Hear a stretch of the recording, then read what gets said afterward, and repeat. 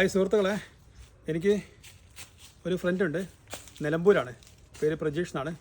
എൻ്റെ ഇംഗ്ലീഷ് ഗ്രൂപ്പിലുള്ള ആളാണ്. ഞങ്ങൾ ഭയങ്കര ഫ്രണ്ട്സാണ്. അപ്പോൾ ഇന്ന് രാവിലെ എന്നെ വിളിച്ചിട്ട് പറഞ്ഞു 2 അബിയു അയച്ചു തരുമോ, ഇതുവരെ കഴിച്ചിട്ടില്ല ഈ ഫ്രൂട്ട്, ഇത് കുറേ കാലമായി ഞാൻ ഈ ഫ്രൂട്ടിൻ്റെ ടേസ്റ്റിന് വേണ്ടി നടക്കുന്നത്.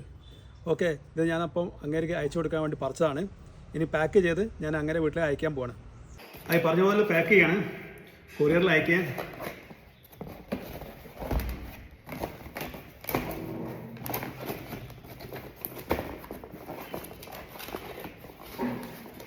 എക്സലൻറ്റ്.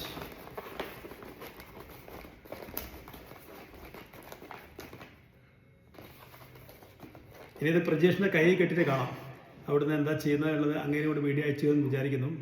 അങ്ങനെയാണ് ഞാനൊരു വീഡിയോ ഉണ്ടാക്കിയിട്ട് ഇതിൽ കാണിക്കുന്നതായിരിക്കും. ഓക്കെ.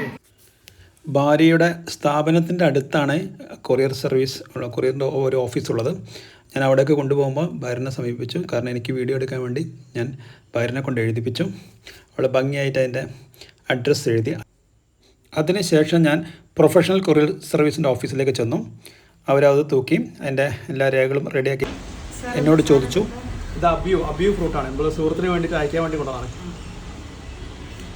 ഇതേതായിരുന്നു സ്ഥാപനം? Professional courier. ഓക്കെ, ഫ്രൂട്ട്സ് അബിയു, അത് ബ്രസീലിയൻ ഫ്രൂട്ടാണത്. വീട്ടിലുണ്ടായതാണ്. നമ്മുടെ പ്രജീഷ് സാറ് നിലമ്പൂർ നിന്ന് സ്വീകരിക്കുന്ന ദൃശ്യമാണിത്. കോഴിക്കോട്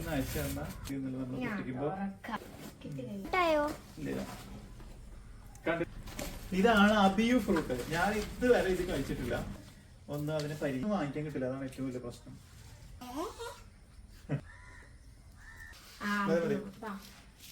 ഒരാൾ തല്ലുകൂടാണ്, ആദ്യം വേണ്ടെന്ന് പറഞ്ഞാൽ വീണ്ടും വേണമെന്ന്. അപ്പൊ സുധി സാർ, താങ്ക് യു.